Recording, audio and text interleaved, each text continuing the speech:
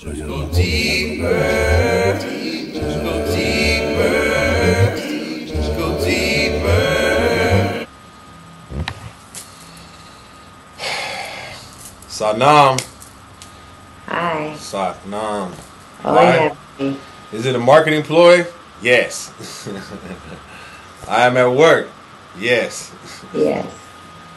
Does it work? Yes. So what's going on? What's going on? I don't know. What's coming up? What's coming up? You know what, man? I had a conversation with a student about teachers today. And about where people are at in general. And it was such a powerful reflection because I cap on people. I cap on teachers sometimes. Like, you know, they be doing crazy stuff or looking crazy, you know what I'm saying? Just like different things. But I feel justified in it. I feel like, you know, I have a valid reason why I feel like that's the way it is. And what they're doing ain't necessarily, you know, right. You know? But then when I look at the big picture in regards to how the universe works, you know, through all of us to touch people, you know, in wild and, you know, crazy ways that nobody really expects, then it's like, I get it. You know, we're a bunch of wild cards in the hand of God, you know, and we're like bing, bing, bing, bing, just to get certain types of people with certain qualities that resonate.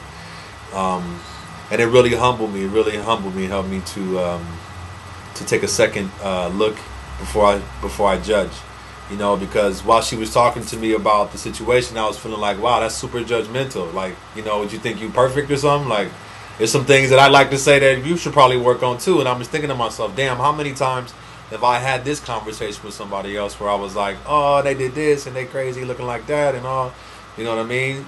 And it immediately brought so much compassion so that I wasn't judging her judgment, you know, and I was able to really see where mine was being projected out, you know, and the expectations we have on people because of titles, you know what I mean? Like, I don't expect anybody to be anybody but themselves, you know what I mean? Like a teacher, a police officer, you know, whatever. Like you still human beings, and you know you have a responsibility to a certain extent because of your conduct.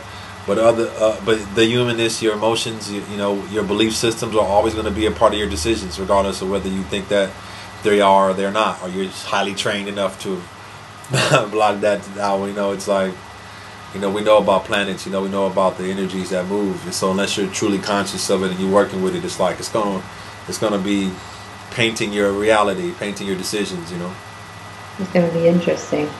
I think that there's two things here. EuGene, your nature, I mean, you grew up capping, I guess you say, on people or being capped on, you know, so that's, your nature is to make light of things, I notice, and it's on you as well that you are aware of the judgment in there. yeah, Because sometimes it's just funny and like you're being light and it's nothing serious, and then other times, as you're saying, like being self-aware, that's really, you know, courageous to be like, yeah, I mean, we all have judgments, so. yeah. But I mean, it's just there's no way around it. There's no way I cannot see that. Yeah, I mean, sometimes some people can't, but I'm just saying that there's judgment in there. And then in the next way, I mean, I don't think everything is for everyone. Obviously, not everything is for everyone. So I feel like I'm entitled to my opinions as well. I'm not saying that that's what this is about, you know, like this is my opinion. So everybody's entitled to their opinion. And if they think, you know, standing on one toe and finger and ear and, you know, I'm exaggerating, but not just that, but, or like, you know, there's a few things that we could say, but I mean, if they think that that's the way, that's where they're at that time, and no, I'm not thinking that I'm better or worse than that. It's just not where I want to be resonating. Does that make sense? Like I'm not, sure. I mean, I'm not going to draw that person as my teacher.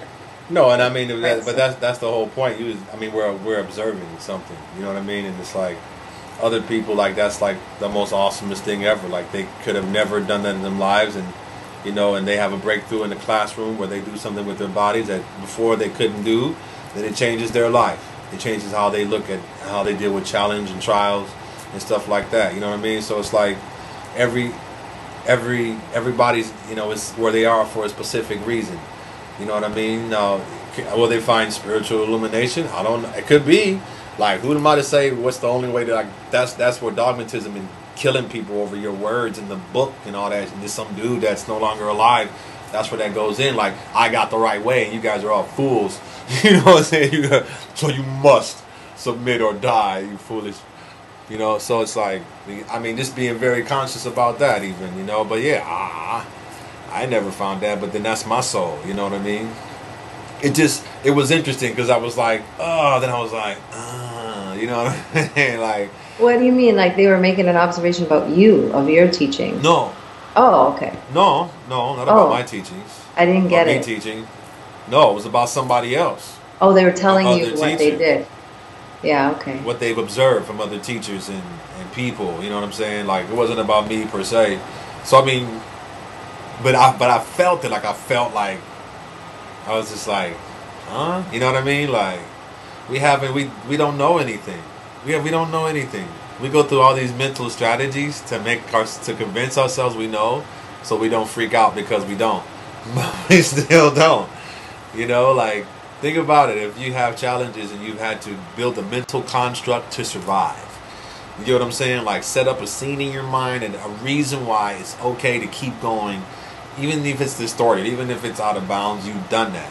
The only thing is, when the challenge is over, that construct is still operating.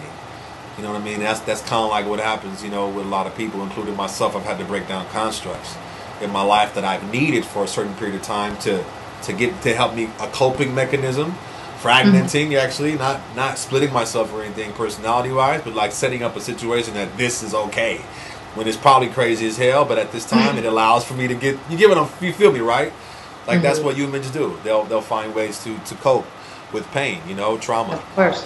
It's just that once the trauma, the cause of it is gone, it took so much energy to put that thought system, that belief construct in there, that it's still going. You know what I mean? Like, it's still working, and it's like, it's common sense. Like, what do you mean? Like, it's just this, that. So, and then when you have to change that, or something's brought up against it, like, boom, like your nervous system's like, zzz, like you feel the charge of, that's not right. You get angry, you get mad, whenever you react like, whoa, Yeah. Because that's, I'm talking from my own experience. You know what I mean? Like, and I could feel that. Like, I could feel that today. So I was like, damn, like, wow, it's a mental construct that this person has. That's operating for whatever reason. I don't know the story. There's a story always with humans, right? So I don't know the reason. But I know it's there, and then, like, I can have compassion for that. Yeah. I understand that. It's difficult. Because, like, we know too, they'll keep creating situations to make it valid. Yeah. Make it valid that it exists, right? Mm-hmm. Yeah. You got your hot water? It's not very hot anymore, love. Oh. It's Luke. I always say, Luke, pizza warm. Luke and pizza warm, yeah, boom. Fabulous. Right. So that's what's up though with that. I don't know. That was today's, at this point at 10 o'clock. Yeah. This point's journey. Like observing our. Yeah, it's interesting how the universe does that for us. I feel bring us people and situations to show us what we're working on, and they're not even talking about us. And and also we got to realize too, like, sometimes we're talking to somebody else about something else or someone else or another situation, and it's for them too, obviously. Exactly, because it's being said in their presence. You know what I mean? Yeah, it's really, that goes back to that personal responsibility again. Like, what is this here for me to learn from? Yeah, See myself in this so that I can have compassion for myself, and then therefore this person and the situation. Yeah. Like, it shouldn't, like, I don't know, shouldn't or should, like, that's kind of tricky ground. But I just feel like the natural response to that, or whatever, and from someone that's practicing a compassionate path, a path of heart and love, would be like, how can I serve more? Yeah. You know what I mean? Like, okay, this person's doing this, how can I serve more? What can I say? What can I do to help, this person? you know, Yeah. who I think needs help. Yeah. Yeah. Who may not need And my fucking, who may not, that's EuGene. who may And not even need me to say sometimes a damn thing. not giving any energy to it. Like we know that Exactly. the just the sort of like the acknowledgement, the observation, the listening, but not like yeah, or you know, like when you just sort of Yeah, hold that space, totally. the energy kind of dissipates. And I think a lot of people, or maybe not, but I think a lot of people feel uncomfortable. You can feel uncomfortable not to give in to somebody's, I don't want to say delusions, but, you know, give in to somebody's opinions that you may not necessarily agree with, but they're very passionate about. Sometimes, you know, you think, oh, what harm is it to just say, oh, yeah, wow, yeah, I've noticed that too, or whatever. Like, just go along with it. You know, I'm not saying you have to take a stand against it. Some people also go the whole other way and create a bunch of, you know, but I think if there is a space for bringing awareness when you acknowledge and then say, you know, I never really looked at it that way, but I see it more this way. You know, like, I don't know, I am a diplomat, so if I do feel like there's a space for my opinion or an opportunity to like shift the space, I will find a diplomatic way usually to put it in there. Yeah. Yeah. I think, you know, man, I feel actually, I feel like it's so important to have a spiritual, some type of conscious like teaching that you use that's talking about unity. You know what I mean? Like that's about unity. Like I do have a distaste for a separatist type of teachings. You know what I mean? Yes. Like only this way. I don't believe that shit. No. I don't believe that that's even like there's no way. In the world literally of infinite possibilities, like scientifically proven, like factually proven, there is an infinite amount of possibilities. There's an infinite amount of dimensions, stars, galaxies, space. You know, like this. Let's just talk about facts. You know what I mean? Let's not even philosophize. If in case everything is built on a multiplicity, macro and microcosmic pattern and design, then that means there's no way you only got the truth. Just because life isn't like that, only one way. You know what I mean? There's many things that are one thing, but there's not only one way. That doesn't even make any sense. That's the same. I mean, and that's where I'm like, I gotta check myself, man. I gotta be careful when I'm talking to shit about people. You know, about teachings and stuff that I feel aren't useful anymore because they're useful to some people, but other people stay in things that they've outgrown for a long time, and that can also be damaging. So Yeah. I don't think I'm totally off the mark. I just got to be conscious of what energy that I'm speaking in. You know what I mean? Heart. Like, and from exactly. So the heart never goes wrong. The heart goes and. You know, that's good. And you can do this too. Yeah. You know. Oh yeah, she's wrong, and so are you. Think about it. You know what I mean? It's like, yeah. Because if she's wrong, I'm wrong too. Ding. That's the thing. Like, we choose our rhetoric. We'll talk all this stuff, but when we get okay, what about if they're wrong? If you're blaming somebody, then you're wrong too. Like if there's only one thing, we're all the same in luck ish. You know what I'm saying? Like if that's this, then your judgments are about yourself. Well, yeah, but no, there's no buts. It has to be absolute or it's BS. You know what I mean? Like I don't believe in BS. I believe in like absolute laws, so that I don't have to worry about it being wrong. Or like stupid, you know, like I deal with absolute laws. So I mean, you know, I think that's the other side of the teachings, man. It's a self-checking system if you really believe in it, or you can see it's plain to see when you use it for projection and spiritual ego. Oh my God, that's it right there. Holy crap! You gotta be careful. You gotta be diligent. Yeah, that stuff. That is a diligence, that one. Oh my God. Because it's rampant. I gotta talk off camera about that one. I got one little text message joint. Oh. Oh wow. But perfect example. Perfect example. It's somebody that I've projected judgment onto before. Yeah. You know what I mean? Like, totally. I get it. And you know, yeah, I'm just thinking about like this whole judgment thing. It's like if you have judgment on somebody or for something, and you're going to react on that judgment in that moment, I think that's, you know, that's everyday now. That's what we practice for, these things, with the space between action and reaction. Because I feel like there is an opportunity there, like you're saying, to, first of all, check yourself. If you feel like that boiling, or that, you know, I'm judging this person's actions or words or whatever. I mean, if you're being hurt, okay, this is different than that. But even, you know, whatever. I'm saying that there's a moment to do this introspection. And if you can bring that judgment to your heart, or figure out what it is that you're judging, what you're mad at yourself and the person, there is an opportunity of real growth and real, like, reaching the other person's heart, if you can bring that judgment, you know, down. You know what I'm saying? Like, down from the mental logic of, well, I am right and they are wrong, and they did do something wrong, so they should be punished, or they should be told about it, or whatever. Yeah. If you really want them to hear you, like, this is the truth. If you really want them to hear you, they're not going to hear you from that space. They will hear you, but there's like a big, you know, whatever action, whatever judgment you're coming at them with, they're going to come back at you with. And a lot of people don't want to realize that. They just want to be right. Yeah. They want to be justified. They want to let you know that what you're doing, you leave your dirty socks, not you, I'm just giving an example, in the floor, and that's wrong. Like, that is wrong. So, you know, instead of, I know this example's been given, just pick them up and then say, you know what, honey? Might want to pick up your socks sometimes. Does it bother you? You know, it kind of bothers me.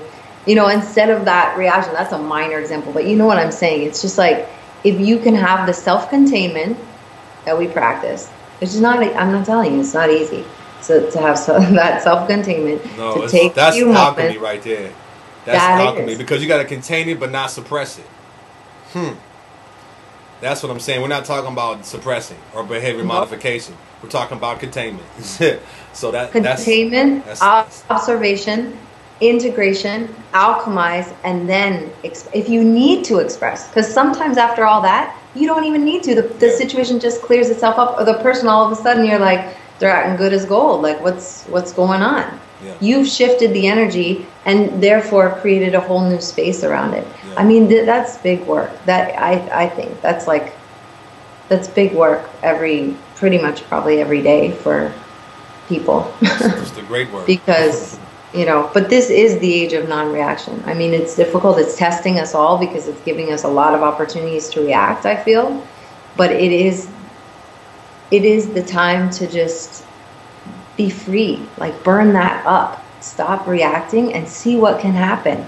See what is an experiment. That's why I keep saying, like, give it a shot. Like, what do you got to lose? You've been reacting for however many years of your life you've been around. Mm-hmm. Now is the time that, you know, we're coming into increasing light.